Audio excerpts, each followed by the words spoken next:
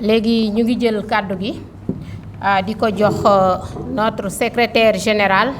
madame Ben Faye moom tamit mu am lu mu ci dolli ci thème bi. Merci beaucoup madame Fatou Faye merci beaucoup madame Sall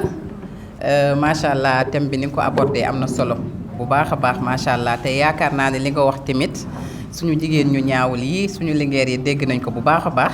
waaye it pik yi nga lancé suñu góor ñi ñoom it dégg nañ ko te nee na ñoom encaissé nañu aussi donc ma di leen nuyu bu baax di kontaan bu baax ci ñëw fii Bambey ndax man dama bokk Bambey kon suñ ma woowee Bambey dama fee war a jiitu. samay maam a ngi ngooy Aliou Sylla bi sama maam bi jur sama yaay Modou Bale Sène Ngéegéy la dëkk moo jur sama yaay sama papa mi ngi dëkk ngooy Aliou Sylla Kër Mangane Faye kon boog man buñ ma woowee ci Bambey dama koo war a sawar. damaa war a ñëw teew dugal ci sama loxo takk ci répp nag di kontaan bu baax a baax tonton Aline Dione mi ànd ak yéen sama nijaay la donc di nuyu délégation bi nga xamante ni ñoo jógee Dakar yépp wax dëgg yàlla di kontaan bu baax a baax ci seen déplacement parce que comme niñ ko doon waxee rek ci commencement bi Fatou yaakaar naa ne bi ñu bëggee installé jigéenu Pastef Bambey mi ngi bëggee yàgg te heure boo ci mësaan a waxtaan ak coordinatrice rek yaakaar naa kàddu yi mu lay wax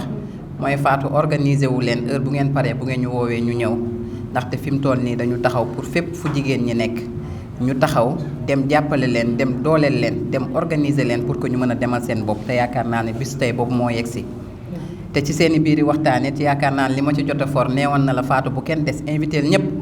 ndax damaa bëgg mu nekk ndaje moo xam ne ñëpp dañ fay daje ñi jóge Diourbel ñi jóge Thiès ñi jóge Dakar. mu nekk benn ndaje bu nga xamante ni mooy gën a mooy ñuy permettre tey ñu def suñu rentrée politique au niveau de Mojib te yaakaar naa ni kon tey bu gisee mbooloo mi yépp jóge Dakar ñëw fekk si suñu sœurs yi nekk Bambey bu gisee image na ci kontaan lool parce que moom mooy recommandation yi nga xamante ni joxe woon na ko te gis nañ ni macha allah comme niñ ko waxee woon noonu la amee kon boog sant yàlla alhamdulilah di wax rek ni sama sœur Fatou madame Sall. li mu wax ci thème bi am na solo yaakaar naa ne buñ ciy dolli it liñ ciy dolli du bari parce que dañu gis ne jigéen yàlla moo ko njëkk aj fu kawe yàlla moom moo njëkk fonk jigéen jox ko gëdd bu mat sëkk kon boog yaakaar naa ne lépp loo xamante ne lu nekk ci société la organisation bu mu mënti doon jigéen daf ci am place am ba mu mat sëkk parce que nag dafa am rôle bu am solo boo xamante ni dañ koy jouer ci société bi te bu ñu bëggee dëgg suñu rôle boobu suñu cër boobu ñu war ko mën a matale ba mu mat sëkk donc fépp foo xamante ni rek fu ñuy yëngoo la fépp foo xamante ni organisation la lépp loo xamante ni structure la jigéen ñi yaakaar naa ne dañ ci war a toog mat ci seen place fees ci dell ba nga xamante ni du ñu bàyyi fenn mu vide duñ fa gis jigéen parce que kat dañuy faral di wax ni jigéen loo ko jiital mu dox waaye foo ko teg néewal ko doole it di nga gis ni du ma ni du dox waaye dina sooxe lool sax ba tax na booy seet sax dañuy wax ni yaakaar naa ni les chiffres montré nañ ko wan ni jigéen boo ko dénkee la plupart du temps si ngay gën a am moins de risque que bu ñu demoon tey di def cours di def compte tey jii nu ñu jigéen bi jiiñ nañ ko ni luubal na lii wala jigéen bi jiiñ nañ ko ni moom moo def nii te lañ ko dénkoon parce que lan dañu bari lu ñuy seet dañoo bari jom dañoo bari ngor te dañu bëgg lépp lu ñu dugg buñ ciy génn ci ak waaw góor génn ci kat ak lañ ñu dénkoon de wax dëgg yàlla accomplir nañu suñu mission ba nga xam ne moom moo taxoon ñu jóg ba tax na boo gisee ay rapport ñu bari yu muy épinglé du ma ni duñ ci dégg turu jigéen mais néew na lool kon bokk nga xam ne jigéen ñi lañ leen dénk ak as néew ñuy ñaan yàlla mu yokk lool sax ba suñu jigéen ñi ñëpp mën ci gis seen bopp kenn ku si nekk dans l'avenir mën a am poste bu rëy boo xamante ni di nga ko occuper pour mën di jëriñ sa réew di liggéeyal sa askan fexe ba suñu njaboot gi nga xamante ni yàlla moo ñu ko dénk te amuñu fenn fu dut suñu réew mii mu di Sénégal ñun jigéen ñi ñu bay si suñu waar mooy liggéey loo xamante ni dina tax ba Sénégal ñu am des lendemains meilleurs ba benn jigéen dootul jàqati ci doomam bu ëllëgee ban Sénégal la fiy fekk parce que nag suñu principale mission mooy liggéeyal suñu njaboot fexe ba at yii di ñëw suñu doom nekk dans les meilleures conditions yu gën fuuf conditions yi ñu nekkee parce que kat fi mu toll nii ku ko wax ak ku ko waxul jaaxle nga parce que xamuñu fu réew mi jëm looloo tax ñun ñii bu ñu duggee ci biir politique yaakaar naa ni xëy na ñun ñi fi toog de bu dee am na ñu mës a def politique néew na loolu aussi mais dañu gis ni seetaan amatul njëriñ seetaan waratul kenn parce que boo seetaanee yaa ngi participer ci li nga xamante ni moom mooy yàq yaa ngi participer ci li nga xamante ni moom moo di lor société bi actuellement ñëpp dañoo war a takku rawatina nag bi ñu gisee leader politique boo xam ne dafa ñëw indi lu bees tax indi projet de société boo xamante ni ñun ñëpp dañ ci gis suñu bopp te dañu gis ni lii kat buñ ko tegee lañ daan jooy démb ak barki démb ëllëg bu lii doxee dinañ ci am ay saafara yoo xamante ni dinañ ci am sax lu kawe suñu njot kon boog ngalawaay ñun jigéen ñi nañu sóobu bu baax a baax gën a takku gën a engagé wu ngir dooleel suñu président Ousmane Sonko kon boog dooleel président Ousmane Sonko fii ci biir Bambey day laaj jigéenu Bambey yépp taxaw commune bu ci nekk mu taxaw engagé wu ni du nangu kenn di ku ko yóbbul du nangu benn commune ci Sénégal di ko yóbbul du nangu benn département ci Sénégal di yóbbul ndam li département de Bambey kon boog ñu ngi leen di invité ngeen gën a engagé wu di gis nañ ni nag metti na parce que suñu sœur madame Sall wax na ko léegi jigéen li koy xaar dafa bari parce que war nga jàngi ji wala boog war nga liggéey mais boo ñëwee yaa ngi am liggéey beneen bu lay xaar ci biir kër gi yaa ngi am beneen liggéey bu lay xaar aussi ci njaboot gi mais it yaa ngi am leneen lu nga xamante ni mi ngi lay xaar bu dee da nga am engagement politique te ku ne xam na ni yombul mais lépp rek boo ko gisee léeg-léeg day laaj nga mën di sacrifier wu pour bu ëllëgee nga bokk ci ñiy ndamoo ne Sénégal kat bi ñuy liggéey lii tax changement bii am bu ñu récolter fruits yi su boobaa di nga ni man kat bokk naa ci ñi nga xamante ni bu ñu mësaan a xëy ma xëy bu ñu mësaan a gont ma gont ba projet bi tey jii yegg si fii mu yegg si ba fruits yi meññ ba askanu Sénégal yépp di ci jëriñoo yaakaar naa ne ñun loolu rek lañ ciy recherché te am naa yaakaar ne yàlla dinañu ko defal ndax gis nañu seen taxawaay gis nañu jigéen ñu ngi engagé wu bu baax a baax ci biir engagement boobu nag dañ ci duñ ci écarter suñu frères yi parce que dañuy bëgg ñu nit saa suñu taxawee bu ñu gestoo gis suñu càmmiñ ñi nekk suñu ginnaaw parce que kat ñoom ñooy suñuy doole ndax dañ ne doolee jën ndox loolu la yàlla dogal ñu nangu ko ba bëgg a dee donc dañuy bëgg nag heure bu ñu taxawatee nag ngeen di ñu dooleel lool ci biir kër gi di yokk dépense ci la bokk waaye bu ñuy génn di ñu ngi politique ji sa soxna bu la tàggoo bul ko teree da nga ko koy yombalal parce que tamit bu fekkee ni sa soxna dafa bëgg a engagé wu dugg ci biir politique nga ne ko man de dinaa dem waaye sama jabar moom na toog ci biir kër gi di gérer kër gi su boobaa bu yàggee dina bëgg mais du ko mën parce que ku ne xam na ne aussi Sénégal am na nu muy doxee am na kilifteef bu nga xamante ni aussi foog ñu nangul ko suñu borom kër yi ba tax na dañuy jéem di waxtaan ak ñoom mais dañ leen di ñaan yéen it ngeen xaw a suubul torop di yombalal suñu jigéen ñi ñuy mën di bokk ci biir politique di mën di engagé wu di mën di def seen i activité ngeen leen koy yombalal non seulement mais ngeen leen ciy gën a ñaax di leen ci gën a gunge parce que bu sottee njaboot gi yëpp la sotti parce que njaboot gi ñun ñëpp suñu njaboot la njabootu Sénégal la kon boog ñu ngi leen di ñaan suñu mbokk góor ñi ngeen dañu ci taxaw bu baax a baax macha allah bi ñu ñëwee Bambey gis nañ ni vraiment ak li ñu suñu sœur Fatou wax bi ñu depuis ñu taxawal ni ñu ngi teg jigéenu Pastef Bambey ba léegi coordinateur yëpp ñu ngi ci taxaw di ci jàpp pour que activité bi am réussite donc loolu rek sant yàlla la wane na ni aussi yéen a ngi liggéey en parfaite collaboration te ñun on ne demande que ça bu ko defee liggéey bi daal di yomb lépp lu ñu àndandoo def ndam li ñun ñëpp ñoo koy bokkaat parce que amul ndam bu ñuy écarté ni lii jigéen ñi moo ko moom lii góor ñi moo ko moom ndamal coordination bi lay doon ndameel Pastef lay doon en général kon boog suñu jigéen ñi ñu ngi leen di ñaax lépp lu ngeen engagé wu woon gën leen ko yokk parce que gat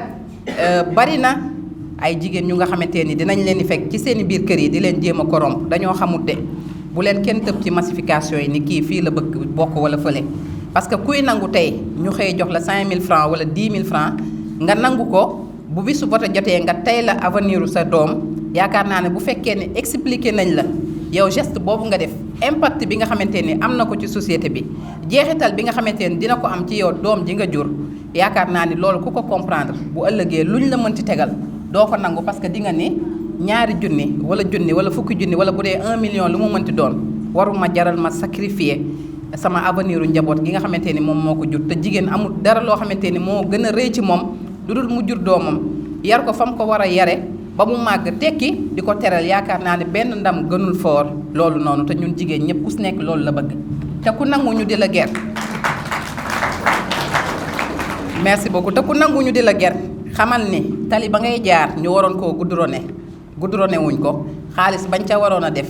yow participer nga ci li tax ba tali boobu noonu doxul parce que léeg-léeg nag lu bari la ñuy joxe xaalis bu ñu détourné la mu xamante ni am na fu ñu ko waroon a dugal mais lu ci ëpp ñu détourné ko di ko dugal ci yeneen ak yeneen di ko sàcc def ci ay comptes yoo xamante ni mi ngi à l'étranger mais di ci wut as tuut di ko comp ñëw pour di ko jéem a jënd nit ñi ak di leen ko jéem a naxe ñuy wax ni ñàkk xam la rek mais gëm nañ ni ak le projet PASTEF ñu bari ñu ngi yeewu ci loolu ñu leen di wax ngeen gën a yokk engagement bi commune par commune village par village quartier par quartier kër par kër bu kenn des parce que objectif bi 2024 dañoo bëgg dès le premier tour incha allahu taala ñu fal suñu président Ousmane Sonko parce que kat xam nañ ni buñ ko falee tey jii lii ñuy wax ci thème bi place de la femme en politique buñ ko falee yaakaar naa ne lu bari dootuñu ko jooy parce que moom dafa ne xoolul góor xoolul jigéen moom compétence la xool jigéen boo xamante ni am nga compétence yi war moom il préfère mu jox jigéen boobu plutôt que mu jox ko ku góor ki parce que xam na ni am na confiance ci jigéen ñi et que heure bu leen dénkee dinañu doxal la nga xamante ni moom moo ci war beneen point bi ci war aussi mooy ñuy faral di solidaire ci suñu biir di jàppalante saa su ne parce que yaakaar naa ne loolu aussi nekk na loo xam ne lu ñuy gën di bloqué ci la bokk foo gis jotaayu jigéen dafay bare ay yaamani woon ak maala ni ñuy fexe di am esprit de dépassement xam ne loolu du ñu avancé daf ñuy delloo ginnaaw tout le temps xool li nga xamante ni moom mooy essentiel mooy njëriñ li ñu mën ci di ci dem bu ko defee lépp lu ñu bëgg rek mu daal di yomb 2024 ñun ñëpp ñu àndandoo fal suñu président Ousmane Sonko te su boobaa le département de Bambey bu mu ci des ginnaaw te su boobaa kat jigéenu Bambey dinañu sañ a ndamu ne ñun ñii bu victoire amee ñun tax nañu bokk na ci li nga xamante ne à 60 à 80% jigéen ñi seen implication tax na ba ñu am boobee victoire loolu de la ñuy xaar ci yéen Sista Fatou keroog rek bi ñuy waxtaan maa ngi la naan bu ñu xasee ba taxawal jigéenu Pastef Bambey li ci topp mooy fi mu toll nii fi ñu bëgg jublu mooy politique de développement fexe ba jigéen ñi képp ku si nekk si ñoom ñu am ay organisme ñu organiser wu de telle sorte que ni dinañ di mën di def politique de waaye dinañu mën a permettre ñu di ci gis suñu bopp duñu xaarati benn politicien buy jóge fee di ñëw di ni groupement tel maa leen financé temps su boobaa ñun dinañu mën a liggéeyal suñu bopp loo xamante ni ku ñëw di la seetsi pour di la jéem a corrompre dina fa fekk loo xamante ni dina ni ñii bu ma waxee duñ ma wuyu parce que ñii mënal nañu seen bopp ña ngay demal seen bopp te xaaruñu ci benn politicien te yaakaar naa ne loolu lu am solo la te zone yi ñu nekk aussi soxla nañ ko lool te dina tax ba aussi muy fexe ba ñuy attirer yeneen jigéen ñi ñuy ñëw pour bokk ci li nga xamante ni moom moo di parti Pastef parce que dinañu gis ni c'est la politique autrement et que njëriñ kese lay doon du ma guddal nag Fatou yaakaar naa ne bi ñuy waxtaan maa ngi la ni nan la ñu organiser woo pour tey journée tey bi commune bu si nekk yebal na ay délégués pour que semaine bële passé 15 jours ci ginnaaw su ma juumulee ngeen installé li nga xamante ni moom moo di bureau départemental bu Pastef Bambey bu Mujib Bambey ci commune yooyu yaakaar naa ni Bambey teewoon na fa Lambaye Nangalma Ngogom Ngoy nag ñoom laay faral j'espère que ni coordination bi ñoom ñoo ko jël parce que man ñoom laay faral Réfane Dingiraye Kër Samba Kane Gaawaan Caaxaar ak Ndondol Baba Garage mu di 12 communes yi nga xamante ni yëpp ñoom ñoo composé le département de Bambey te yaakaar naa ne loolu yëpp respecté nañ ko ba nga xamante ni teg nañu bureau bi comme ni mu waree tey jii li nga xamante ni moom moo ñu yëkkati du dara lu dul fexe ba bu dee ñëpp d'accord nañu ci bureau bi ñu jàll ci li nga xamante ni moom moo di validation bi waxtaan ak yéen ci li nga xamante ni moom la ñuy xaar ci yéen ginnaaw bu ñu tegee bureau bi te du lenn lu dul fexe ba massifier ba jigéen ñi gën a am doole fii nii ci diwaanu Bambey fexe ba commune bu si nekk aussi am organisation bu mel ni bu département bi am 12 communes yëpp ñu daal dee dem sanc fa li nga xamante ni moom moo di mujib communal bu communes yi nga xamante ni ñoom ñoo nekk ci Bambey bi yëpp yaakaar naa ni loolu rek moom moo taxoon ñu ñëw tey pour gën a wax rek ne ñu ngi kontaan di leen jottali nuyoo madame la coordinatrice Maymouna Dieye dafa am repos médical 15 jours yaram bi xaw a sutante moo tax ba tey bëggoon na teew lool ndaxte bi mu yàggee pare lii wax dëgg yàlla ba ñuy jàpp date bi xelam ak xalaatam ak mbébétam yépp c'était pour ñëwoon fekke ko mais comme li Fatou waxee léegi rek jaam ak pexem yàlla ak dogalam ñu ngi koy ñaan yal na yàlla ñaanal yal na yàlla fëgg boppam ba bu ëllëgee Bambey buy def activité mojib boo xamante ni bu mag a mag lay doon dootuñu xajati ci salle bi bañ koy làng ci biti di tant yu dul jeex su boobaa moom mu ñëw teewe ko waaye ñun ñii ñëpp aussi ñu fekke ko kenn bañ koo wute incha allahu taala am nañ ci yaakaar bu baax a baax di wax rek Fatou ni ñu ngi ànd ak suñu sœur Marie Angélique Diouf bi nga xam ne moom mooy vice coordinatrice aussi ak yeneen membre yi nga xamante ni ñu ngi ci bureau bi pour tey jii assister woon ci lii kontaan ci nag bu baax a baax di ñaan rek yal nañu yàlla wanalewaat ci yeneen jotaay yu nga xamante ni dinañu mën a permettre ñu gën a waxtaan gën a yaatal mais aussi fekk parti bi di gën di màgg fii nii ci au niveau de Bambey wasalaam. macha allah intervention bi am na solo comme ni ma ko waxee woon rek yàlla may na ko teey may na ko dal ba lu jëm ci mbirum communication macha allah mën na cee dem ci lu bari di am fu may taxaw rek ci sa biir yi wax maa ngi dégg yaa ngi wax bay wax politique de développement. loolu moom waxtaane woon nañ ko dootuñu yem rek ci politique Pastef kaay leen jàppale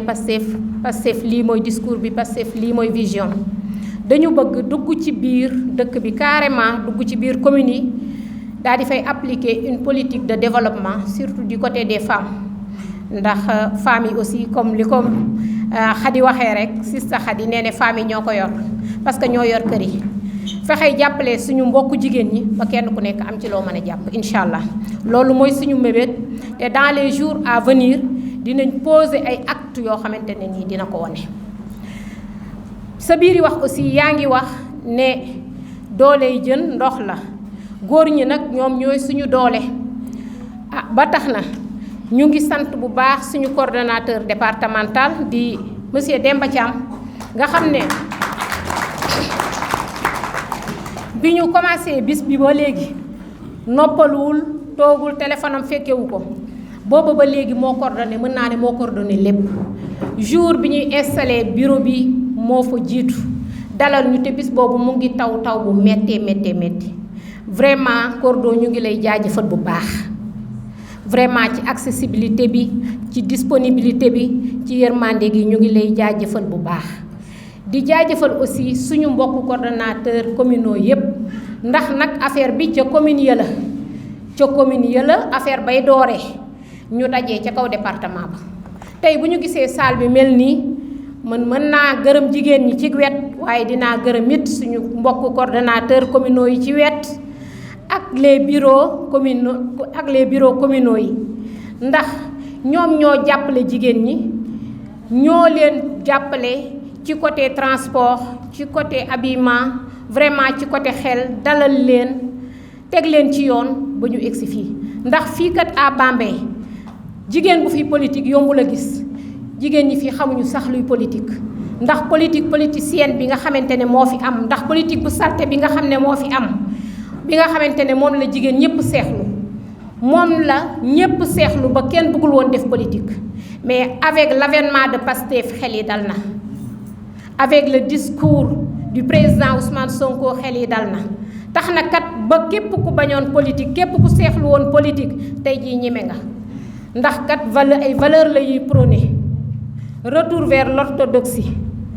jikko yu baax njub jubal nangoo liggéey loolu sax la Pastef di signifier patriote du Sénégal pour le travail l'éthique et la fraternité jàppante ci suñu biir tey jii ñu ngi koy gën a yéegal niveau yóbbu ko patriote africain parce que affaire bi yëmatul rek Sénégal Ousmane Sonko nekkatul rek Ousmane Sonko Sénégal Ousmane Sonko Afrique la Ousmane Sonko du monde entier la fi mu ne kay suñu programme nekkul lu dul rek focus 2024 buñ ca tolloo li nga xam ne moom la ñu bëgg muy porter le président Ousmane Sonko à la tête du pays ba ñun jigéen ñi li nga xam ne yépp ñu ngi koy mébét di ko xalaat ci suñu doom yi mébét yooyu mën a egsi ñu ngi nag sant coordonnateur communaux yépp comme ni ma ko waxee kulim Dioum di sant aussi le bureau départemental bu Pastef Bambey ñu ngi leen di sant bu baax di sant aussi les patriotes de Bambey waaw mënumaa nag ñàkk bañ a lim ndax ñi may jàkkaarloo nii man naa leen a lim Talla Kayre Pastef Kër Samba Kane ñu ngi jàkkaarloog moom jàkkaarloog Moussa Biteye Pastef Ndangalma Ibrahima Sambou Pastef Bambey ñu ngi jàkkaarloog Aliou Diouf Pastef Ngoy jàkkaarloog Babacar Sarr Pastef Ngoy ana coordinateur Moussa Thiaw mu ngi woon toog fii léegi Pastef Ngoy Massamba Pastef Ndangalma ak suñu doyen nag Cheikh Tidiane Ngom moom nag ñu ngi koy moom it beral cant gu rëy ndax wax dëgg yàlla taxaw na lool ngir Mojib bi ñu mettre ko sur pied. suñu xel dafa demoon ci ay patriotes yoo xam dañ nekk biir Bambey ñu ni woon ñoom la ñuy tuddee bis bi waaw ñu rafetlu ko lool ñoom aussi ñu nangu ko véritablement ba tey gis ngeen bis bi ni mu taaroo ñu bëggoon leen rek sargal jox leen rek parole tuuti rek ñu wax ku nekk 1 minute waaw du yàgg mais cër la rek bu ñu leen jox waaw parce que dañu kontaan ci li ñu def parce que mënoon nañ bañ te bu ñu bañee aussi dañuy sonn mais ñu nangul ñu ko jàppale ñu ñëw ci jataay bi donc moo tax ñu bëgg leen jox ku nekk rek 1 minute mu am kàddu bu mu sasandire incha allah. dañuy nuyu njëkk a sargal suñu coordinatrice départementale soxna Fatou Faye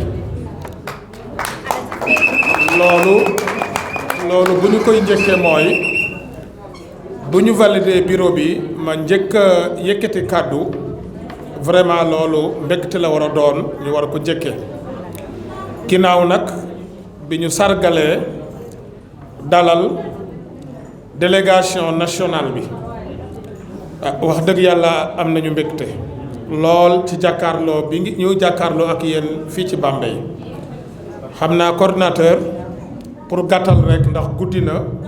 te ñu bari dañu war a ñibbi ci communes yi te sori na suñu gan yi itam dañu war a dellu Dakar xam naa duñu lim ci seen turu ki leen jiite ñoo ngi leen di dalal ñoom ñëpp bu ñu yëgoon nag ñun parrain yi dañu doon def suñu parole benn parole mais xëy na bett nañu ñun ñëpp benn lañu waaye terewul rek ñu gàttal ci fi ñu jógee man dey jeetaay bi dafa doon lu riche lu rëy ci man ndax nag bu ñu waxee Pastef fii ci département Bambey ñu xam ne activités yi li ci ëpp ñu koy def ay góor lañu kon yaakaar naa ne bu ñu tombee jotaay bu mel nii tey jotaay bu officiel ñu am yëg-yëg ne liggéey boobu dinañu ko ànd ak suñuy naataangoo te ku xam jigéen xam itam importance am ci politique wax ngeen ko surtout fii ci Bambey nga xam ne mosuñu ci des gannaaw yaakaar naa ne bu Pastef amee chance lu toll nii tey ñu ko fii taxawal ñu bokk ci ñi nga xam ne dañ ñu tànnoon ne ñu dañ leen koy parrainer loolu war ngeen a xam ne amul lu ko gën a rëy ci ñun fierté la mais mbégte la mais tiitar la ci ñun. man day jama jàpp ne parti bi ñu nekk démocratie moo fiy dox moo waral tey ku nekk sañ a yëkkati kàddu ci loo xamante ne nii jàpp na ne warul demee noonu waaye rek li ñuy ñaan mooy soxna Fatou ak ñi ngeen àndal bureau provisoire la te dañ leen soxla yéen jigéen ñi na ngeen gën a waxtaan ci seen biir ndax kat yaakaar naa ne ci exposé yi dégg nañu ko yéen jigéen ay jàmbaar ngeen lool waaye détail ak it xëccoo yoo xamante ne yi amul solo dafa bari la muy yàq seeni jeetaay te yaakaar bi ñu am ci yéen ak li ñuy xaar ci yéen dañu jàpp ne bureau bu dynamique bureau boo xam ne ñun kat bu ñu jógatee ëllëg wax dëgg yàlla fu ñu jëm gis leen ci suñu ginnaaw jeetaay bu ñu teg fekk leen fa kon ñoo ngi leen di ñaan lii yaakaar naa ne jagle la ci Pastef ndax ñun ñi ci nekk yëpp dañu sentir suñu bopp ne parti la boo xamante ne bii kenn ëpp ci sa moroom cër kenn ëpp ko ci doole kon yaakaar naa ne li gën a moyen lu nit mën a yëkkati mooy gis loo xam ne jàpp na ne mooy doxali ëllëg mu wax ko waaye yéen ñi nga xam ne yéen la yàlla dogal ngeen jiitu itam te ñu leen di ñaanal bu baax a baax a baax jël leen loolu en compte boole leen ñëpp fexe leen comme ni ñu ko waxee wax na ko poste bu ñu koy jël engagement moo war a tax ñu jël ko mais aussi compétence ndax loolu mooy Pastef waaye terewul itam nag maillage bi dañu ko soxla ndax bu ñu sañoon fu ñu dem ci biir commune yi ci biir département Bambey ñu fekk fa jigéeni Pastef kon loolu yaakaar naa ne yokkute la rek mais wàññiwul dara ñoo ngi leen di jaajëfal te ngeen compter bu baax a baax nag ci ñun góor ñi ragal naa ne nag ñun détermination bi ñu am bu ngeen góorgóorluwul du ngeen ñu jot moo tax lii gën leen ci góorgóorlu ngeen jàpp ne itam change la ndax départ nii la war a demee ngeen waxante dëgg mais aussi départ bu baax am nañu mbégte bu baax a baax te ñoo ngi ci seen ginnaaw fu ngeen ñu woo fu ngeen ñu soxla incha allahu rabbi di ngeen ñu gis ñoo ngi leen di jaajëfal bu baax. asalaamaaleykum wa rahmatullah. Secrétaire général Mojib national madame Angélique Diouf Fatou Faye ak yéen ñi ngeen àndal ñëpp ñi ngi leen di nuyu kenn ku nekk sa tur ak sant ak 12 communes yi fi teew ci département Bambey yëpp. xam naa nag dina metti lool ci ñun ñu wax ndax dañ ñu yebal ñu ñëw fi autour ci turu Michel Lamine Faye di député dëkk Réfane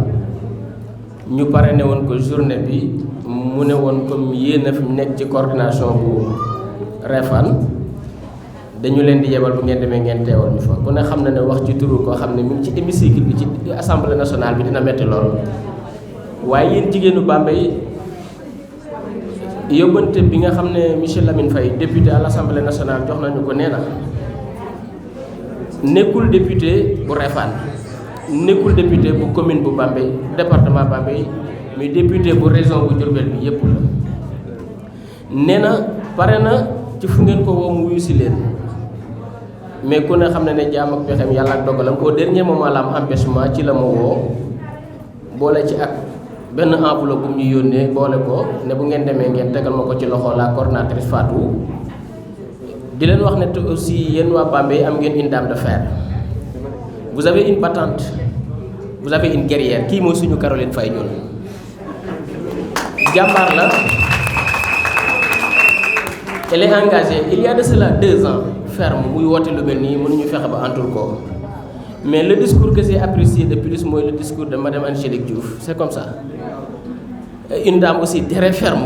man bëgg naa lu mel noonu gis nga nit lu mu nekk da ci am fulla bu la laajee parole bi ci naka su dul noonu te nga bëgg a doxal nekk déedéet ñun dañoo bëgg a doxal ay jigéen ngeen su ngeen bëggee ëllëgati si biir bu ñuy séddoo place ñu leen teg ci kanam am leen fulla bàyyi leen soxorante gi bàyyi leen siisante gi bàyyi leen xëccoo responsabilité yi ce n'est pas le moment.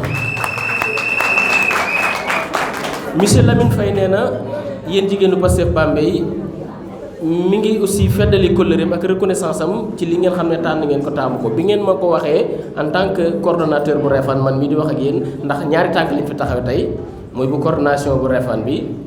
ma ànd ci tamit ak ay jigéen yu jóge Réfane ngeen baal ma tuuti ñoom Binta Faye Ndeye Fatou Lo Fatou Diouf mu doon ay jigéen ñu engagé nous à Réfane amuñu association jigéen xeex jigéen déedéet ñun waa Réfane moom yàgguñu fal suñu bureau officialisé ko bi màggal gi passé ñaari fan mais jigéen ñi dañu àndandoo benn par benn keroog bi muy taw dañu bàyyi seen cin yi ñoom ñëpp ay borom yi kër lañu mais dañu xuus daal di ñëw ñu ne leen paas ñu ne déedéet ñoom ñooy fay seen transport Réfane am na ay jigéen yu Pastef di wax ne nag xëj na bon li naan ko aaye wal sa moom xëj na fa lañ dëkk waaye loolu la ñuy wax ñi fi teew ñëpp kenn ku nekk boo ñibbee fa nga bokk fa nga dëkk fexeel ba Pastef tas fexeel ba sa mouvement nga lawal ko sa koñ nekkuñu ci période bu ñuy xëccoo xaju fii ci diggante bi diggante bët ak làmmiñ jegeñante na lool ba nga xam ne xëccoo xaju fii moment bi le temps est propice te gàtt na lool ànd leen jàppante leen booloo leen ñu àndandoo insha allahu rabbi focus ci li ñu wax ci 2024 gis naa fi koo xam ne moom avec sa casquette voilà elle nous rappelle maintenant l'objectif et la vision de Ousmane Sonko c'est faire un focus sur l'avenir bi ci topp mooy en tant que coordonnateur aussi bu commune bu Réfane maa ngi leen di gërëm yéen ñëpp di wax rek ne wax dëgg yàlla temps bi xat na jafe woon na lool pour ñu ñëw waaye mobiliser nañ suñuy jigéen fexeel nañ leen oto ñu ngi nii te wax dëgg yàlla ñoo xam ne bu ñu leen soxlaa ñu ñëw lañu donc madame la secrétaire générale madame Angélique madame Diouf aussi ñi nga lay wax ne nous à Réfane wax dëgg yàlla suñuy jigéen moom Pastefu nan te bu ngeen wootee ëllëg au niveau aussi national fu mu ci mën di doon nous allons nous décarcasser avec les moyens du bord pour fexe ba ñoom ñu ñëw teew si fa insha allahu rabbi ñu ngi leen di nuyu bu baax a baax di nuyu gan ñi di leen dalal bu baax di leen wax ne am nañ mbégte seen teewaay man nag xam naa ne dafay mel ni bu Fatou waxee rek daanaka wax naa comme ñoo ànd jóge Lambaay bu waxee rek presque wax naa te suñu frère monsieur le maire daanaka li mu fi wax ñun parents yëpp mënoon nañ cee yem kon xanaa dañ leen di sant bu baax ñëpp rek waa salle bi yëpp ci wuyu si bi ndax jamono ji